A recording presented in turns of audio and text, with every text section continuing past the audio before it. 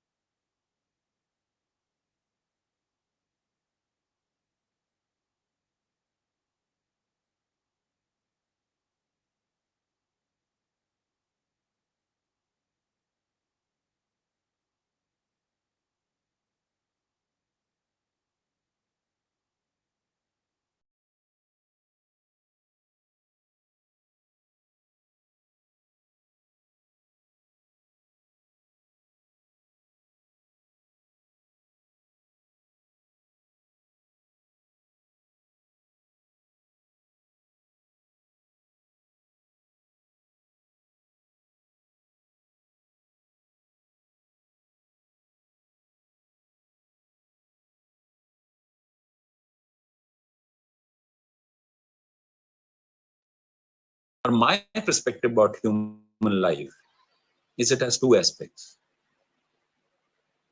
For some of you who are grown up enough to have babies and children of your own, or some of you who are young enough to have parents of your own and still around.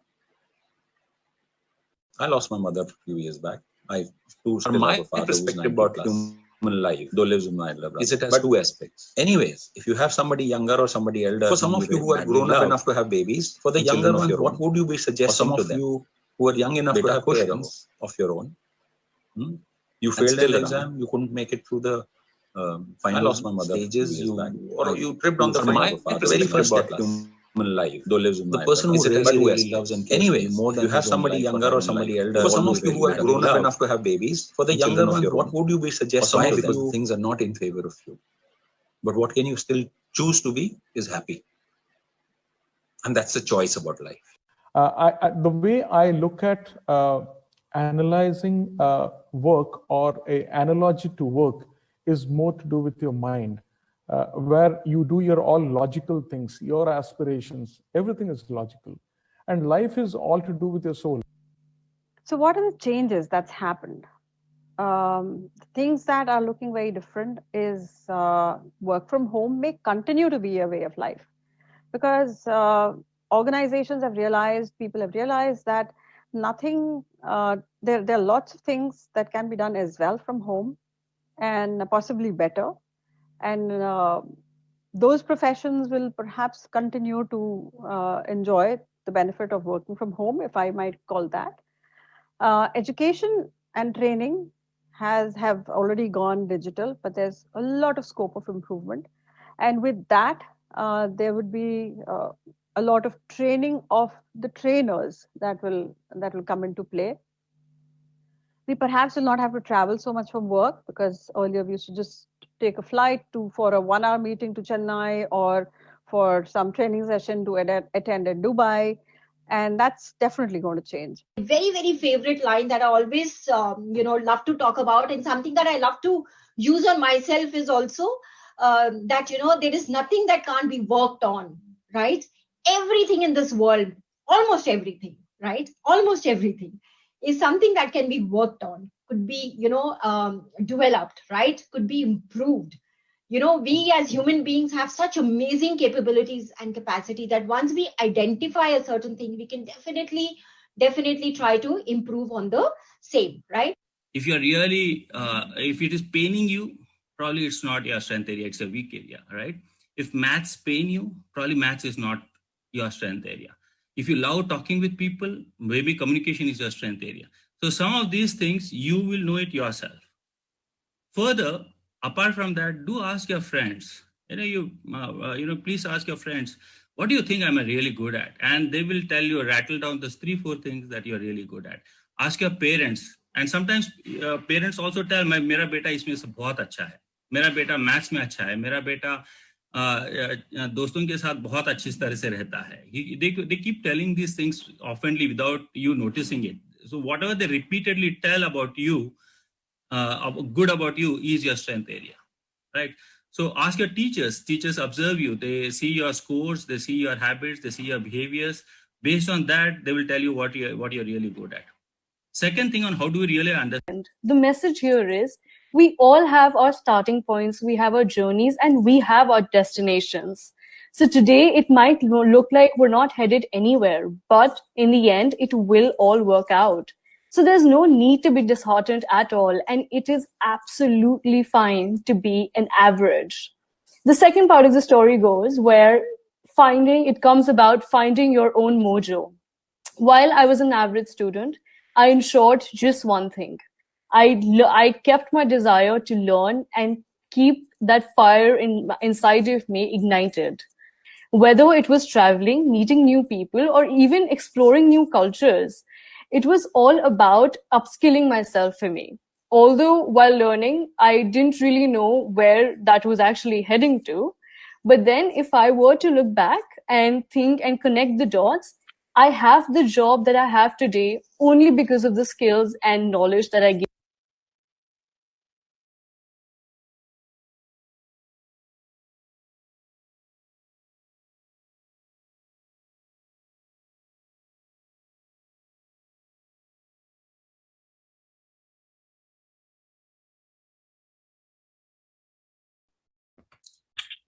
The steps to avail the e-certificate are as follows. Attend the complete webinar. When you see thank you on the screen, there will appear a link to a Google attendance form in the chat box. Click to mark your attendance and get the feedback questionnaire emailed. Fill the questionnaire you get on mail for your details. Follow our page. Whether you did or not, it's also mentioned in the questionnaire. If you did and replied in affirmative and actually did not follow our page, you will not get the e-certificate. If all the above stated steps are followed, automatically an e-certificate will be issued online to you. MentorMitr is a mentoring organization. Our aim is to guide individuals wherever they are in their journey of career development and help them learn skills to manage complex situations while enhancing their academic performance to optimal. Our involvement helps students to set the right goals and enables them to define and manage their priorities as well as enhance their EQ. Good morning, everybody. Welcome to today's webinar on breaking the barriers, transformational vocabulary for self-development. The session will be led by established professional Mr. Rakesh Devan. And please feel free to leave your questions in the chat box and we will try to answer them. Rakesh Diwan is a leading expert in the development of human potential and personal effectiveness, having been personally trained under Jack Canfield and Tim Puring, America's #1 peak performance trainers, and author of New York Times #1 Chicken Soup for the Soul series. A certified MBTI and NLP practitioner, he is an alumni of the Kennedy School of Government, Harvard University. An economist by education, he is the managing director and CEO of several companies involved in international trade and in the manufacturing and distribution business. As a peak performance trainer, Rakesh regularly conducts 2/3 days Date with Destiny workshops. He's also a leadership coach and regular consults with UN bodies and the corporate world in South Asia and Middle East. I would now request Sir to please enlighten our audience.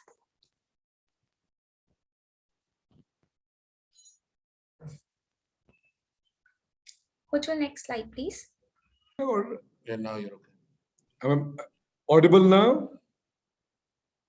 Yes, sir, you are. Okay, great. So thank you, Swasti. And first want to also thank Riddhi and Anil for inviting me today, to join your mentor program. I must admit that for me, I'm a little bit, out of my comfort zone. First of all, this introduction of being an expert in the area of human development and so on, potential, is really not true. No expert. This is PR stuff and good for promotion. But the truth is, like anybody else, I'm in the student of life, trying to find my own feet for myself as well, like all of us are doing right here, right? This changeover, normally used to going to programs where you have live audiences, where you're actually speaking to people, meeting them, seeing them, eye contact, etc. And this new changed world where everything is digital and you're looking at a screen but not being able to see the people who are listening to you or interacting with is for me a big challenge, actually speaking. And this whole pandemic has changed the world the way it used to function. So I wonder how it impacted you. I mean, your careers, your health, your relationships. I wish we could have had a discussion to at least set the tone for the program, but I guess we'll have to avoid that today because there's no way that we can all interact together. So I am going to now be screen sharing with you the slides that we are going to be seeing, and then keep talking with you and interacting with you as far as possible.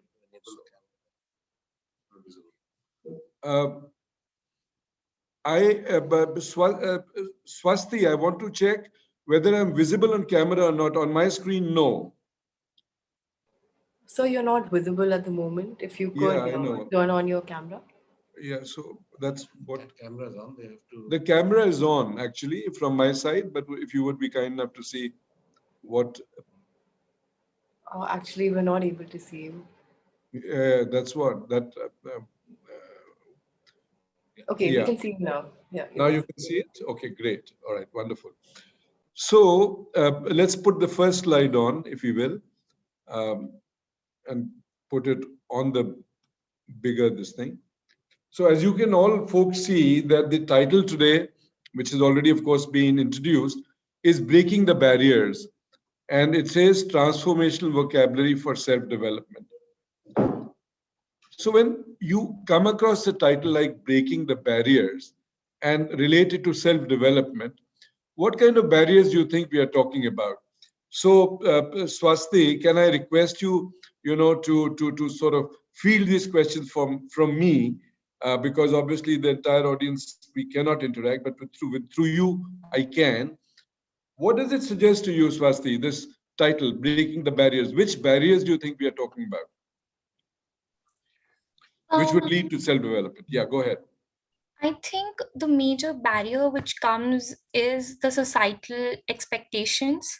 So I think the role of society is a major barrier. Like we do think like what others will think of us, and that somewhat undermines our potential, and we sometimes get low in self-esteem when we really think about our environment, when we think about the society and what they expect us to do. And I think, like, talking about my own perspective, for me, the major barrier comes around from the society's expectations. Okay.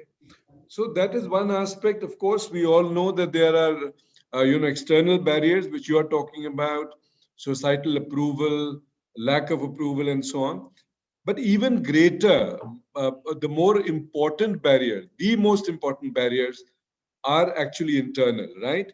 So when we talk about internal barriers, we are talking about thought, word, and action. It's all about how our supercomputer, which we use above our necks, has been programmed, and what can we do to change it. So our ability to modify, transform our thought, words, and action is the first major barrier that needs to be broken. So today's session that we're going to be having is a very small little module. Breaking the barriers, of course, covers all kinds of barriers that we might face, including the societal ones, and how and what tools we can use to sort of work with them. But today I'm going to limit ourselves to the internal barriers only, and how transformational vocabulary, of course, is a part or one of the tools that we can use to break the barriers of the mind. So, I started by telling you that I'm out of my comfort zone today because I don't see you all, which is what I'm used to. I'm used to having live audiences and interacting and discussing with them. But we are still going to be talking about not only my comfort zone, but your comfort zone as well, and understand this concept of what happens to us when we are out of a comfort zone, right? So there's a small demo that I want to, suggest to you, which I want you to follow. The exercise that I will unfold is something I need you to follow me. And I wonder it'd be better for me to be on the big screen and remove this thing so that they can see and follow more clearly. Then we can come back to the slide and slide sharing. Yeah, okay. So I want all of you right now to bring your hands together like this first, facing each other, fingers apart. And if you've seen the action and if it's visible to you, then bring the hand together like this, clasp it together, and choose to note which thumb is on top, the right one or the left one. So if you followed step 1, now we'll move to step 2, which is to disengage our hands like this again. And now one more time, bring them together. Okay? This time, again, notice which thumb came on top. And one thing that most of you would have noticed or can now reconfirm to yourself, that it's probably the same thumb that came on top. The ones who got the left the first time got the left the second time as well. The ones who got the right one then got the right one as well. And this is something I don't think I can really confirm it with you guys, but in all the workshops that I've ever seen, it always works like this. Everybody gets the same thumb on top both times. All right. So now to come to the real purpose of this exercise, I want you to disengage your hand again. Now disengage like this, bring them together. Don't let the fingers cross each other. And now reverse the arrangement of the fingers. If your fingers went like this time, do it in the reverse direction. Reverse thumb direction, reverse finger direction. And the question I want you, Swasti, if you're also doing it, you or Riddhi can answer this question. Is this position now, the new position that I'm demonstrating to you, comfortable or uncomfortable?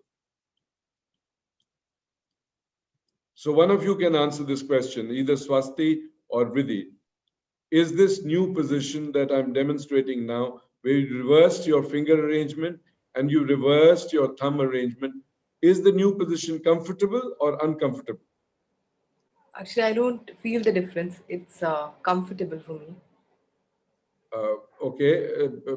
Then Swasti, are you doing too? Yes, sir. It's comfortable for me as well. You're not finding any difference? Go back and recheck whether you have actually reversed your entire finger position. It was like this, then each finger should have gone to the other one, including the thumb. If that full reversal has taken place, then certainly there would be a different reaction. So would you recheck whether your positions are now locked in a totally different arrangement of fingers and thumb?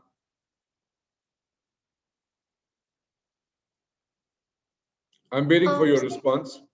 Sir, I think this one is uncomfortable than the previous one. Absolutely. It is uncomfortable.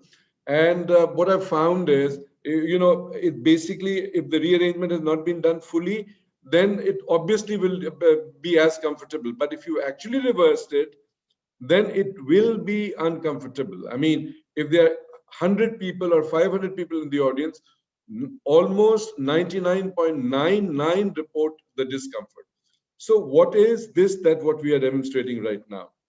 We are physically looking at what happened the first time, and what happened the first time is that our, there is what we call a habitual response, something that any action that we do again and again, then automatically forms what we call a comfort zone. I'm showing you the comfort zone in a physical form right now.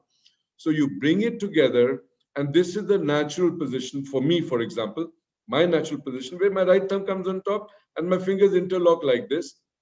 So that's why when I do not give any contrary instructions to my mind, the same position goes again, and the same thing will continue repeating itself because that's my habitual position. There is a neural passage in my brain which is followed. And when I do things which naturally have been done by me 1 time, 2 times, 3 times, 4 times from my childhood, then that becomes my comfort area, right?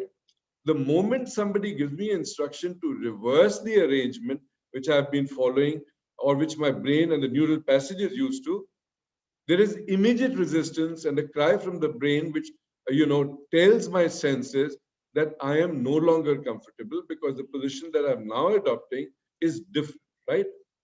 So when it is less comfortable, what is it that we want to do? I'll answer the question right now. Obviously, what we want to do is to go back to the original position, because what we all want is seek is comfort, right? Something that we can sustain or okay with. So then, therefore, in life, in real life too, the same pattern follows, which is that our habits, things that we've been doing, usually what we have, skills that we have developed and so on and so forth, as long as we are repeating those things, there is a sense of comfort because those skills are there, those habits are there. And as long as we are just repeating that habitual response, we have no issue. But the moment we are asked to change that, then there is a sense of discomfort. And then the big question comes, and this exercise is to demonstrate that big question. When I am uncomfortable, what is the next step? Should I go back to my original position, which is my comfort zone, and say, all right, this is where I'm comfortable and this is where I intend to be? Or take the risk and understand one new factor, which is that if I stay in this uncomfortable position or relatively uncomfortable position for exactly sometimes 30 seconds to a minute of time in this physical exercise, I will become as comfortable as I was in the original position. So all my mind requires is that what I'm habituated to can change, provided I have the patience and the courage to remain out of my comfort zone for a period of time. So in real life, of course, it's not 1 minute or 2 minutes and the brain adapts. The brain might take 20 minutes, 1 day, 2 days, a month, whatever it might be. But the basic learning is that I don't need to be worried about going out of my comfort zone, because today I may not be comfortable outside. Tomorrow, if I hang in there, my ability and comfort level will restore itself fully 100%, and I'll be able to deal with all situations, even outside my comfort zone. So therefore, what kind of comfort zone situations that do we have? We all have skills in our career. There are things that we enjoy doing, music that we like to listen to. There are various things that we do which become habitual to us. And then we say, this is what we like to do. This is what we do not like to do. So coming back to the learning from this lesson, the big learning is we need to find a way to becoming comfortable being uncomfortable. Big challenge. Everybody knows, and this is no big thing that I'm talking about right now, that there can be no progress for anybody who's either ambitious in any area of our life. It's not only about career and about aspirations and about ambition. It's about actually advancing. To advance and to climb, as we see this guy doing on the screen right now, ultimately we have to get out of the comfort zone. And this everybody knows. It's no rocket science stuff that we need to be familiar with. Today, I'm asking you to apply your mind to one single factor. How comfort zone oriented have I become? Ask yourself the question. When I change my job, when I have a new boss, when I, am unemployed, this pandemic has done lots of things, right? It's put a lot of people into situations that they were not used to before. Skills that have not been tried, new assignments that are given to me, and so on and so forth. So if I have understood this lesson, which for me was a life changer, incidentally, when I went to the US, attended the Jack Canfield workshop, realized for myself how deeply I was in the comfort zone, realized that getting out is the key to progressing further. So that's our first step today to understand that being uncomfortable is not a bad thing. Having anxiety is not a bad thing. Sometimes even feeling panicky is not a bad thing, as long as we are willing to, hang in, knowing fully well that our mind has the capacity to adapt and move forward. So this is one. Therefore, let's change the slide. Therefore, outside the comfort zone is what we call the courage zone, right? Comfort zone obviously talks about things that we enjoy doing, where we feel relaxed, safe and secure, where we have freedom from risk, and we do things we are accustomed to. The courage zone obviously is not that. The courage zone then is doing things I'm afraid of, never tried before, don't know whether I can do it or not, going into the deep end of the pool and then learning swimming because I don't have the skills right now of how to swim. But having that faith and confidence of jumping into the deep end. Hard moments, ultimate potential, going into unexplored territory, taking the risk, and doing things that are difficult, tackling opportunities with a sense of adventure. So the big transition that we need to make if we are going to deal with change in today's changing world, pandemic or otherwise, is becoming and living in the courage zone and not in the comfort zone, knowing that my body has and my mind has the ability to adapt. So let's move forward. And moving forward is that when everybody knows that we should not stick to the comfort zone, the big question is, why do people resist change? Now, of course, we might say that people do not resist change, but we know that it's a fact that in any organization, 50, 60, 70% of the people do resist change unless they're trained not to.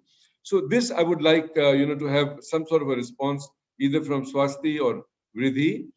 Or what do you think? Why do people, not accept change when they know ultimately it's good for them? Everybody knows that being out of the comfort zone is good for them, and yet people want to resist change. So, would you care to comment? Either Swasti, Vridhi, or both? I think people resist change because changes bring uncertainty, and changes might bring discomfort, which people think that they are not ready for it. So that feeling of uncertainty or discomfort, people tend to postpone that feeling. Okay. So uncertainty, and discomfort, avoid those feelings. And okay. So actually, to avoid the feeling of not being in command, avoid the feeling of feeling helpless or not really in control. And you say, therefore, people prefer to go with the flow, whatever they've been doing earlier, continue. Okay, this is not the reason, the basic reason why people resist change. So would you attempt any other options as well? Yes, actually, I think it's because of the fear of failure. People tend to sort of, it's really hard to break out of the old habits and patterns, and failure is, it kind of lowers our confidence and self-esteem as well. Absolutely spot on. At the end, workshop after workshop, wherever in the world, culturally, it doesn't matter, wherever you are, at the end, there is that nagging desire not to go through failure. And obviously, change opens up the possibility of not succeeding. And therefore, what do people lose? When they fail, the approval of the community, the approval of society, the approval of the peer group, etc., may change. And then, therefore, the self-confidence that they built up on approval, etc., gets eroded. And what they found, therefore, right now, which is a very surprising find right in front of you, by the Harvard University research done on this, which is that 2 out of 3 people operate with low self-belief, masked, of course. You can't make out. If you were to sitting in any room, the guy is sitting left to you or the right of you, or during the break, if you go to the washroom and look at the mirror, you'll find the 2 out of the 3 people who are operating with relatively low self-belief, except that it's not visible on their faces. People can speak very fluently also, speak confidently also. It does not mean that they're operating with high self-belief. So with such a large percentage of people operating with low self-belief, that itself then is the biggest challenge we have for being able to move forward in life. Unless we are able to change this low self-belief to high self-belief, becoming change-friendly is not possible. Taking risk or big risk, not possible. Embracing new opportunities, not possible. So therefore, we can't go around that. We have to find a solution, a tool to tackle this phenomenon of low self-belief, low self-confidence. And let's go there right now to see what can we do. So there's something we call I power, right? I power, what does it mean? Obviously, it means my power. What do I bring to the table when I interact with people? I live life, I build relations, I join a job, I do a startup, whatever I do. There is my power that I bring to the table. And that power comes from a certain level of self-confidence, self-belief. It doesn't only come from my skills. A large part of it comes from this belief that I can do it and I can contribute. And people with that I power then are able to unfold that I power in their life. So how is this I power built? That is the next question. And the next question, therefore, the question is, it talks about programming the supercomputer. Now I'm going to, of course, the visual there shows a keyboard, and there is, of course, the natural computer that all of us use. And we know that we input data by using this keyboard as an entry point, right, for inputting data. So, but when we come to the supercomputer that we carry on our shoulders, what is the keyboard then? Which is the keyboard? How do I consciously input and not subconsciously get inputted? There is a huge difference, right? So how do I get 100% self-mastery over my own mind? So obviously there are 2 or 3 ways. We could have discussed it otherwise if we had the time, but the big input is through thoughts. For the supercomputer that we call, which is our brain is influenced both at the conscious and subconscious level by the thoughts that we entertain, all right? So I want to ask you, and I guess maybe again to the moderators today, this question: how many of you, how much are you aware that you talk to yourself? We know that there's something called self-talk, which is talking to one's own self. But Swati and Riddhi, do you guys talk to yourself? And how much? Every day? throughout the day, I would say, even unconsciously. Okay, so Vriddhi absolutely hit the nail on the head. Whether we are aware or not aware, even as I'm speaking right now to you and interacting with you, your brain, your self-talk is still going on in some other area, which may be related or unrelated to the discussion we are having. So this conscious input, and I mean, the figure that has been put is 50,000 thoughts a day.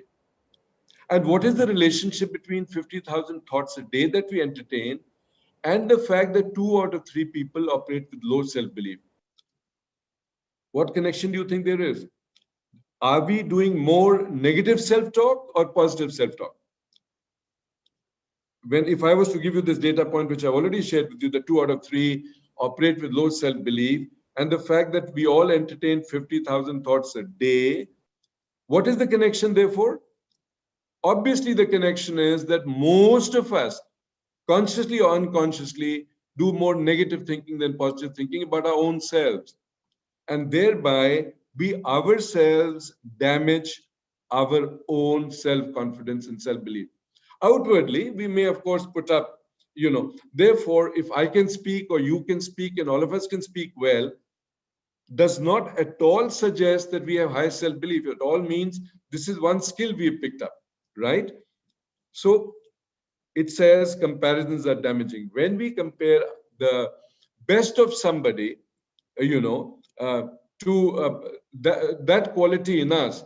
So if you're talking about singers, and then you're comparing yourself, for example, to a Kishore Kumar, or in sports, you're talking about comparing yourself to a Sachin Tendulkar or Virat Kohli, or in academics, A, B, C, D, E, we're doing injustice to ourselves because we can't be all rolled in one, right?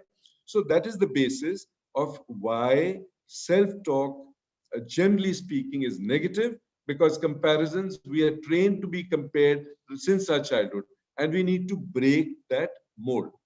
Let's move to the next slide. So it talks about a demo. So, I mean, this whole discussion about positive thinking, negative thinking, you guys have heard maybe 100 times. How powerful and how does physiologically, negative thinking affect our body? I want to show you a demo. And I'd sent Swasti to you guys the demo clip. Would you kindly play it now? Yes.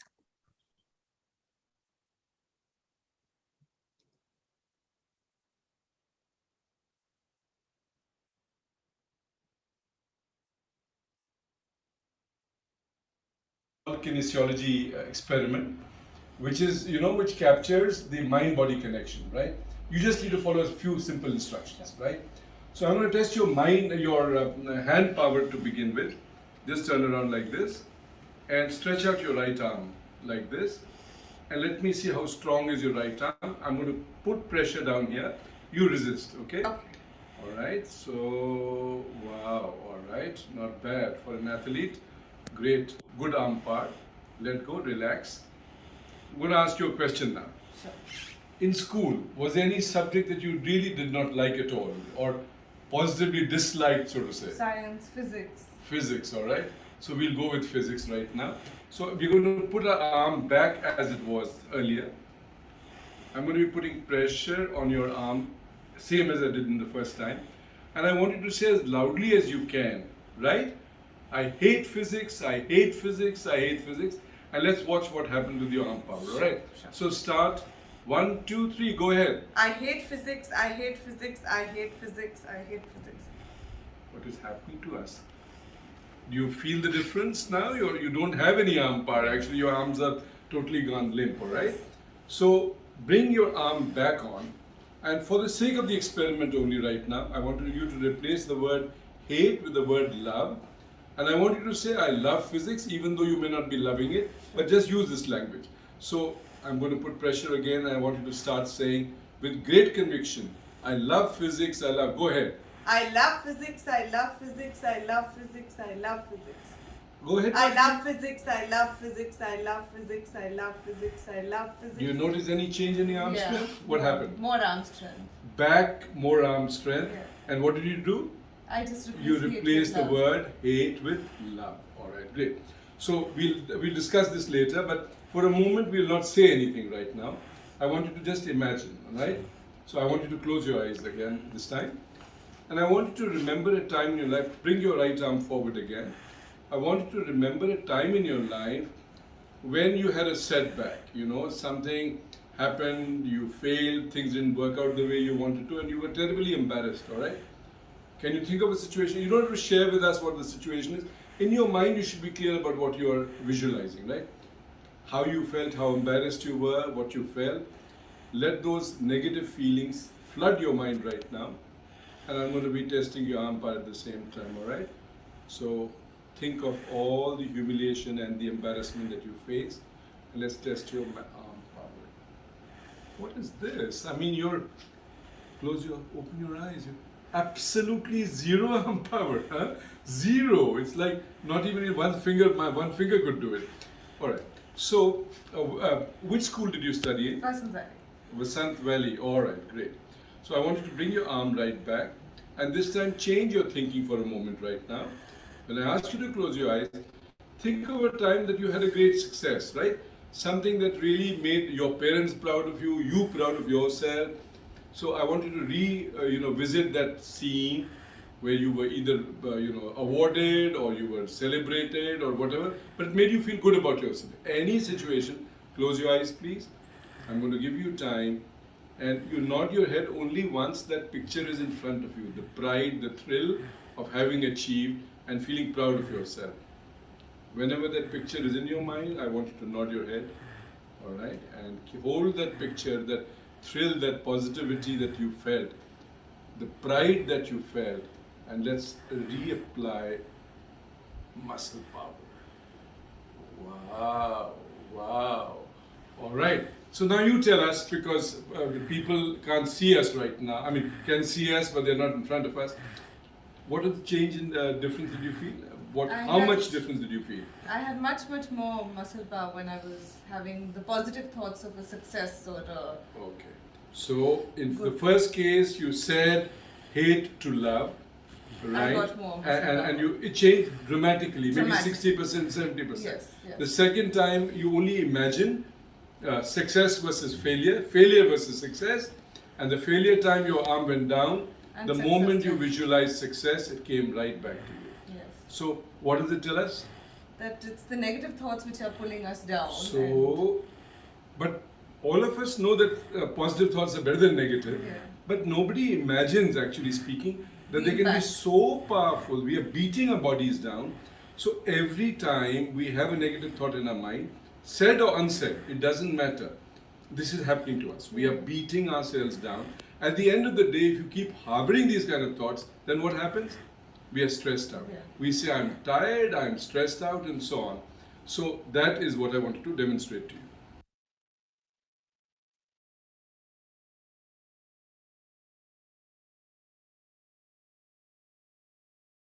you. So you're not audible. Yeah. Okay, it's coming on.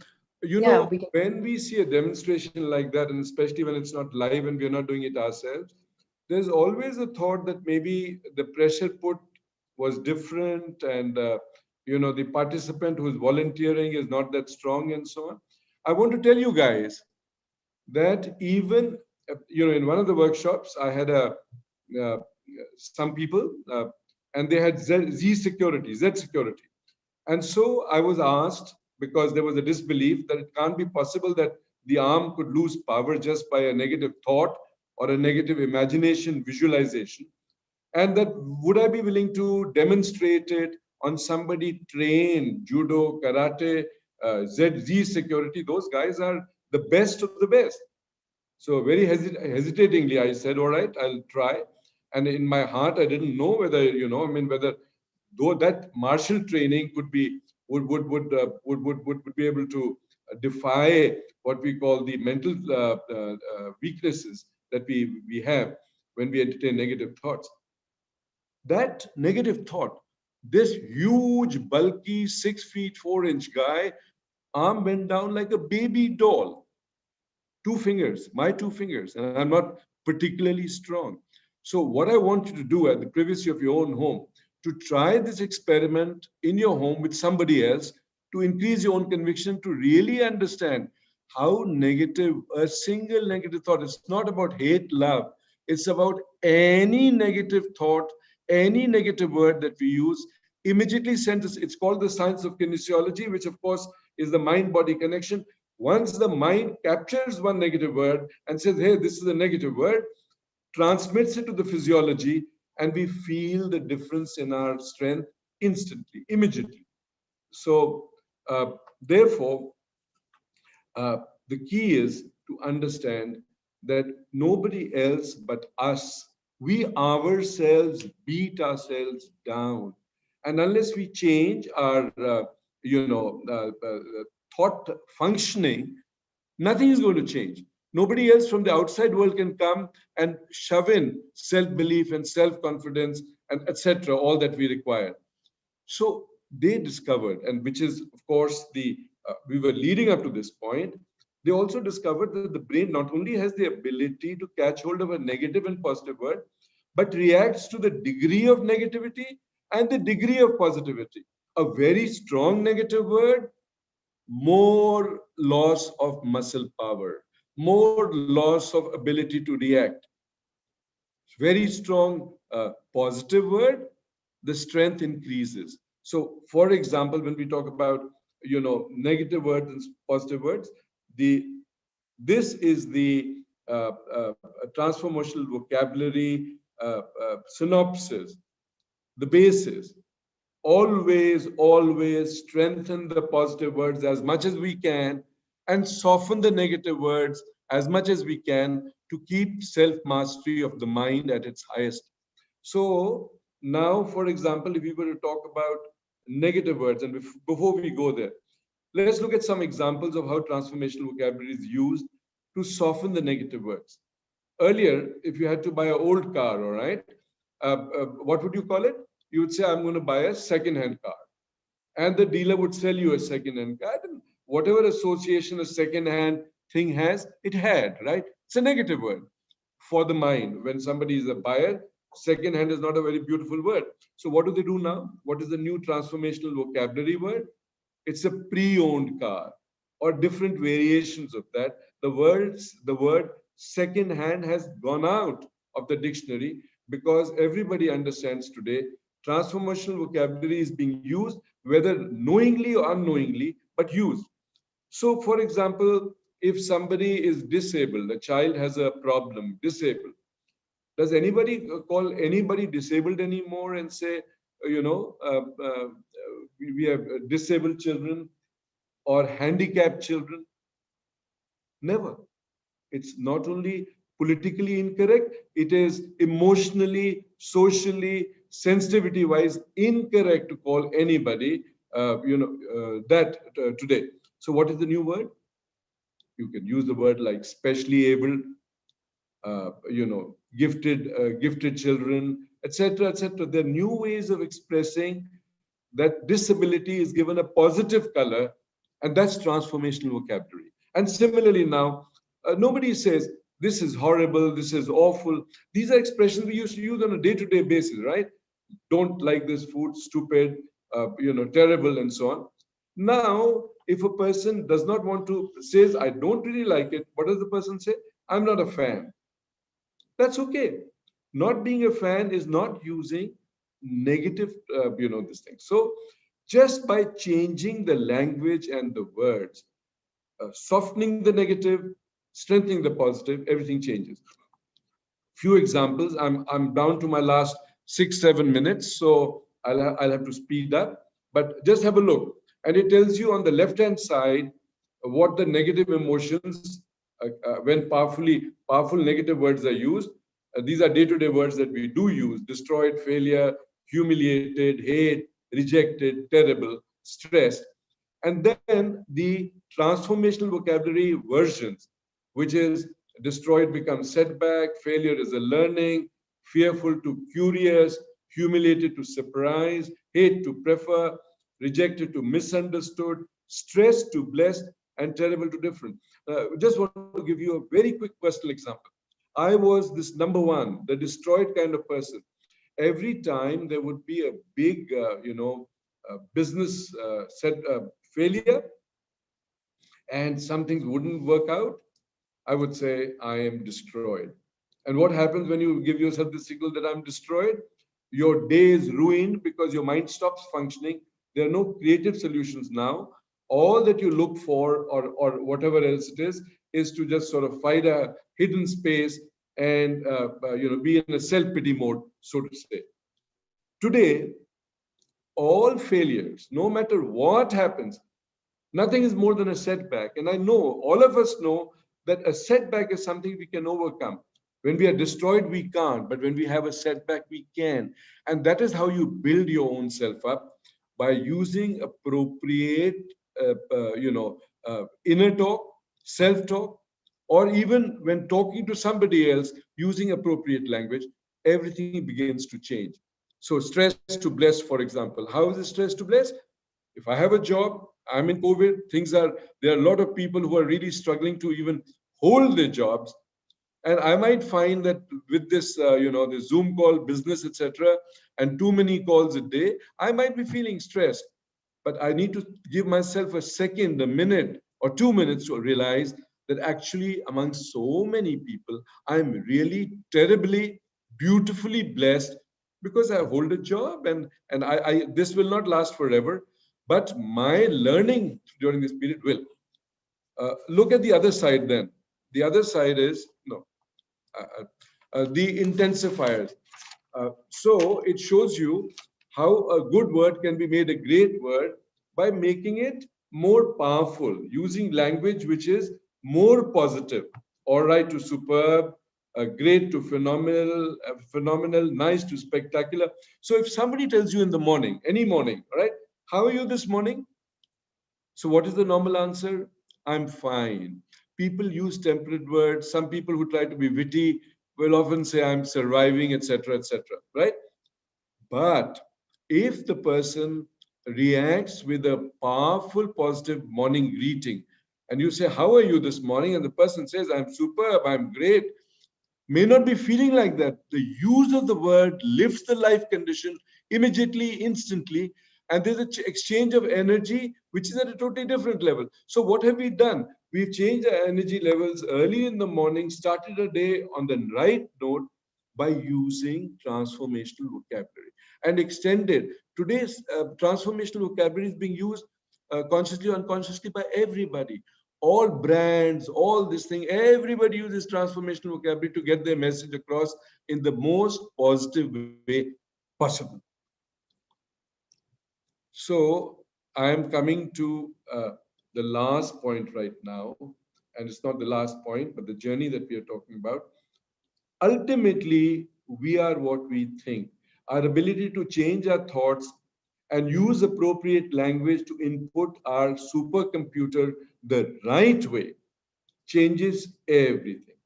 So it is not that I went to school in a particular place, I did my MBA from a particular place. It is how I think today which defines what I will be able to do tomorrow and even today.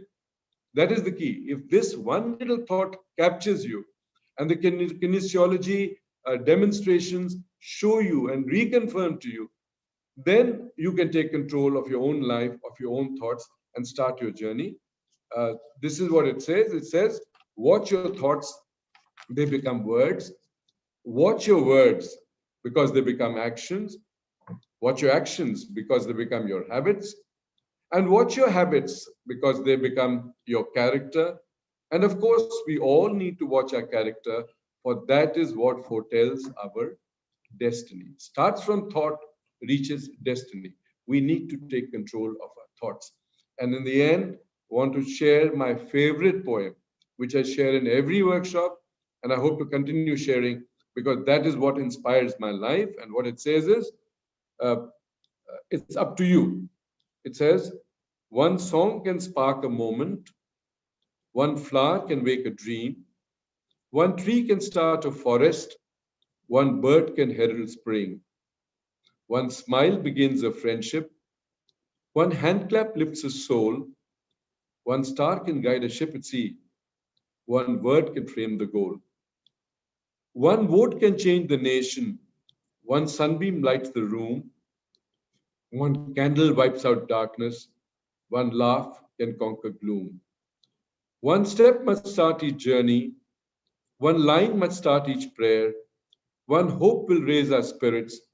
One touch can show you care. One voice can speak with wisdom. One heart can know what's true. One life can make a difference. You see, it's up to you. So thank you so very much. I really enjoyed being with you. It was a small little thing. In breaking the barriers, there are many, many aspects that can be discussed and seen. But for today, it is self-mastery on one's thought and the use of transformational vocabulary. So over to you, Riddhi, and of course, our moderator, Swasti. Go ahead. Thank you so much, Mr. Divan. The experience, the speech was amazing. Like the insights you shared, we never thought of. We could actually use the vocabulary to limit the negative beliefs and change our surroundings and use for self-development. So that was actually very wonderful insights. So I think we're ready for the Q&A session. So the first question we have is from Diana. She asked that what are the things you can do to convince yourself to get out of comfort zone after several attempts, which only lead to refusal every time the opportunity presents itself? So Diana, if I ask you or understand your question, what you're saying is that how does one ensure that one actually steps out of the comfort zone, even if one has repeatedly tried it and failed, all right?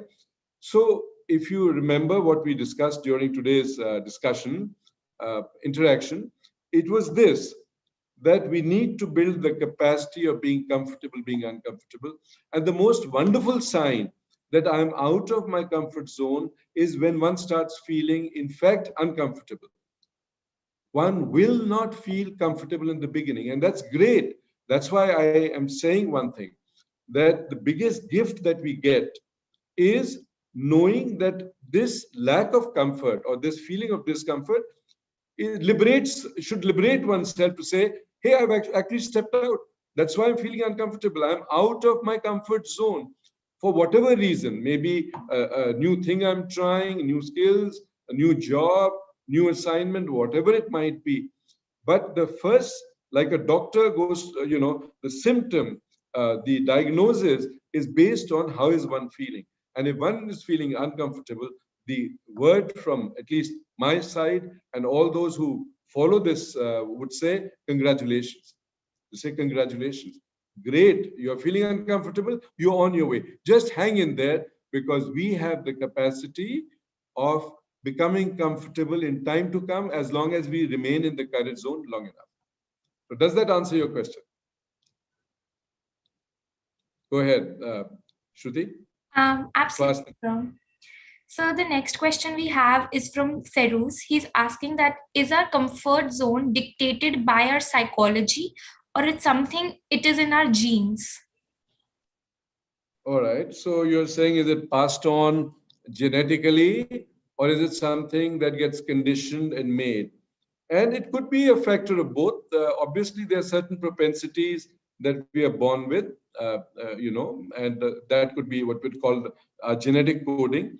But most of it is the conditioning, the school we go to, the teachers we have, the kids we play with, the parenting experience we go through, etc. So those are environmental, they are dynamic, they are developing. And therefore, that is why there's no such thing as I was born like this, so I must remain like this. Getting out of the comfort zone is taking, the courage to break the inertia and say, I will not succumb to being, one can choose to be either comfortable or successful. And that is the choice we all have to make. Do I wish to be only comfortable? I can be, but I'll always remain, at a relatively moderate level of success.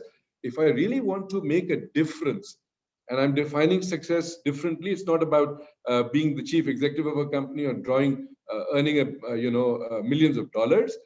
It's about making a difference. And if I truly want to leave an imprint behind when I leave this planet Earth, then the big step I need to do is to live my life in the courage zone and become comfortable being uncomfortable. Go ahead. Yes, Swasti. Thank you so much, sir. Sir, the next question is from Ronil. He's asking that how to boost our self-esteem around negative surroundings. How do we boost our self-esteem when the surroundings do not, or maybe even genuinely pull down our self-esteem, right? So pull down happens when comparisons are made, when we are unfairly compared, when we are told X is like this and Y is like that and so on, and we feel smaller, or we are not supported, right? So the one person who is going to remain with us from beginning to the end of our journey in life is who? Us, we, our life. So if we cannot find a way to befriend our own selves and give ourselves the comfort and the encouragement that we require, and if we are going to depend on external support, then of course there's chances that we are going to be disappointed. But if we take charge of our life, right, and as I said, use transformational vocabulary, recognize our strengths, surround ourselves with symbols of different successes that we may have achieved. It doesn't mean that I need to have earned a gold medal or been a topper in school, not necessarily. But there are always things that we've done, for others, for ourselves, and we need to keep those memories alive and need to reassert to ourselves, I've done it before, I can do it again, and therefore take control of our self-esteem. So self-esteem control is equal to taking control of one's thoughts. Self-mastery in thoughts leads to a higher self-esteem. And self-mastery in thoughts does not come easy. Let me tell you that. It's not about deciding today and discovering tomorrow morning that one's self-esteem goes up. But very definitely, if one adopts this program, and all the programs that I run have only one, let's say, deliverable. And the deliverable is high self-esteem. Unfortunately, just by taking one little small section, it's not possible to do that. But if I have a future opportunity, I would be very happy, either on the net or otherwise, you can send your coordinates to me to help you with reading material that will also help you, discover what are the other ways of achieving high self-esteem. Thank you so much, sir. Yeah. The next question is that what do we do when we feel that people's choices are more better than ours and everyone else are doing better than us in life? I need you to rewind and repeat that question, please. What do we do when we feel that people's choices are better than us? So if everyone else are doing better than us, so we have that fear that we are way behind them. So what do we do about that? So, great. What do we do when we feel that we have got left behind and others are this thing? The very first thing we certainly need to do is to stop comparing. Comparisons are odious. They are not the way to, in fact, a certain level of competition might help. And of course, sometimes, but comparisons do not help. So one is not to worry about how others are doing and comparing ourselves this thing. The key is to know one's strength. If I were you, and all of us, this is a classroom exercise that we do when we actually do physical workshops for a day or two or even 3, that you are encouraged on a piece of paper to write down the 12 of your most important strengths, all right? 12 of your most important strengths. And then we discover that most people are not even able to write 3 or 4 because they don't even know what their strengths are. So on what basis am I going to actually shift into 4th gear when I don't even know what motive power I have, how much horsepower engine am I really powering, right? So knowing our strengths consciously and then repeating to ourselves and reading out our strengths to ourselves is one way to slowly reprogram ourselves. And possibly if I'm in a field where I find that my talent fit is relatively limited, I might consider taking the risk of getting out of my comfort zone and starting something totally different. I don't need to follow others. I need to follow myself, my talent, my strengths. And for that, I need to know my strengths. So go ahead. Yes, sir. So now we are at the end And the last question is, the world during pandemic times has almost full of adversities. As a part of this webinar, how can we help others who are in the middle of challenges and struggles in life? So how do we help others, right? If that's your question, pandemic or no pandemic, right? Pandemic, of course, a lot of people are in awkward situations. And obviously, charity is not the answer. You know, I mean, 100%, we need to make people fishermen and not give them fish. That's for sure, because giving charity then robs them of their empowerment. And what people need most in times like today, the COVID time, is empowerment, to feel that even though the situation is bad, they will come out of it. They need positivity, they need hope. And therefore, I will use the word encouragement. The ability to infuse our courage into somebody else. That is what encouragement means, right? Encourage, transfer courage. So if we can transfer courage and hope to other people, then that is the best gift from my point of view that we can give to people. And then everybody has a way to find their own ways out. We can't think for other people, and we can't say, all right, I have some connection, I'll find you a job, etc. What we can do is use the gift of, as I said, the word encourage them, transfer hopes, transfer this life condition. And with a new life condition, I'm sure that you'll find a lot of people who are struggling today will be able to break through and remain undefeated, beat the pandemic, and build their careers on their own. Thank you. Thank you so much, sir, once again. Thank you for providing us with the valuable information and knowledge on the subject. Your talk has provided us with some great learnings and has been an asset for the audience and as well as for other teams. Thank you so much, sir. Thank you very much. I really enjoyed being with you. Goodbye and good luck. Thank you so much, sir. Now, before ending the presentation, we are just going to tell everyone about our programs. So we have some short courses program for immediate performance enhancement and in an examination and interview. So programs for school students. These programs are designed to ensure that all integral focus is in the students' career development journey are met and also help them be successful in habit formation for optimization of their performance in the immediate future by scientific and continuous self-evaluation. So we have Compass course for direction setting program that is for 1 month.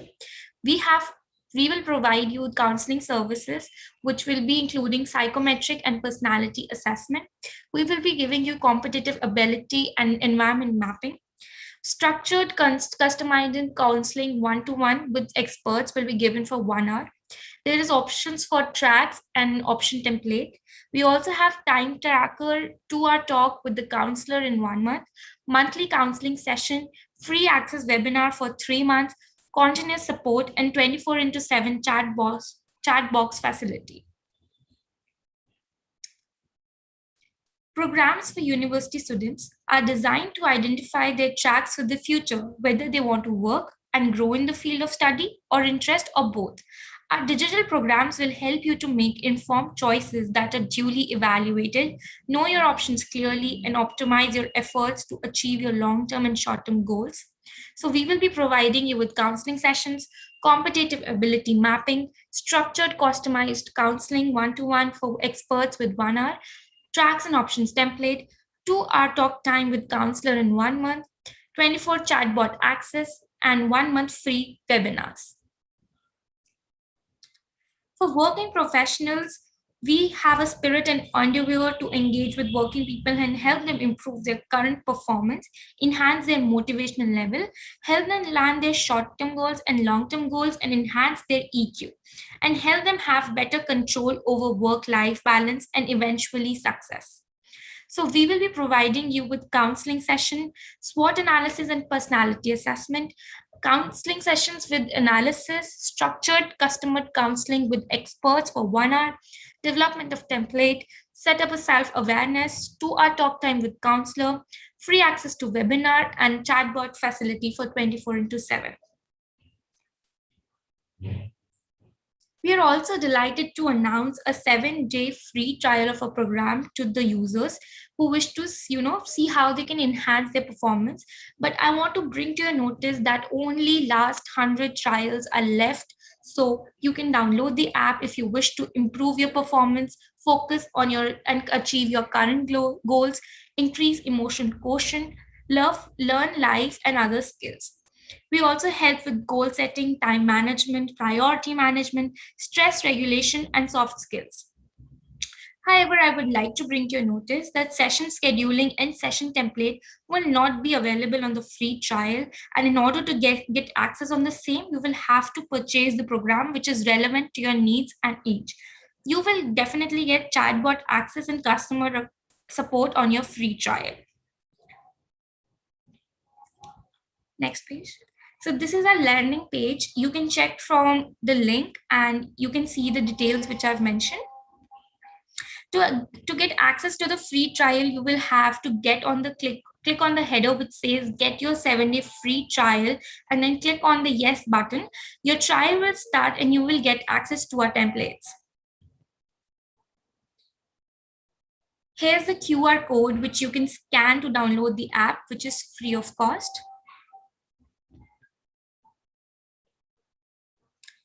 The app is available on Play Store. You all can download the app only on Android. The download is free of cost, but programs are paid.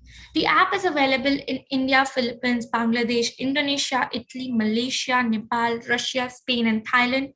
It will be launching in other countries soon. Kindly download our help and get help in your career. If you have any other queries, feel free to reach us out at contact@mentormitr.com or connect@mentormitr.com. Now in the chat box, you will be getting a attendance list link. Now you've completed the webinar, so you just have to click on the attendance link, fill the questionnaire, make sure that you follow up page. And whether if you did or not, it's also mentioned in the questionnaire. If you did and replied in affirmative and actually did not follow a page, you will not get the e-certificate. If all the above steps are followed, automatically an e-certificate will be issued online to you. You can get in touch with us through our Instagram, Facebook, website, contact us on this number or email us on events@mentormitr.com or contact@mentormitr.com. Thank you so much, guys, for being such a wonderful audience, for being so engaging and interactive. We are looking forward for future webinars.